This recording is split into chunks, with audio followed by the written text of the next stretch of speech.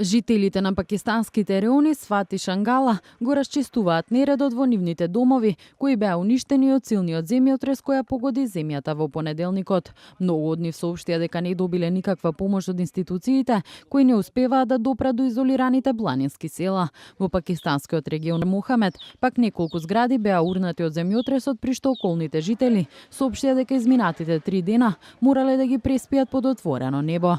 Во пакистанскиот град Пешавар околу 300 деца одат на настава во околното училиште кое беше прилично уништено по земјотресот.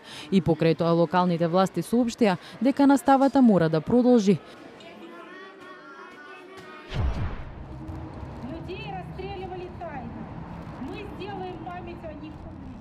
Во Москва странски функционери присуствуваа на церемонијата во чест на сеќавање на жртвите од времето на советскиот диктатор Јозеф Сталин. При церемонијата беа прочитани имињата на луѓето кои беа убиени за време на 30-годишниот режим. Амбасадорите на Соединетите Американски држави и Европската унија во земјата положија цвеќе за жртвите. Рускиот опозицијски лидер Алексеј Навални беше меѓу присутните на церемонијата. Слични церемонии беа одржани низ целата земја по повод 30 октомври, денот за сеќавање на жртвите од политичка репресија.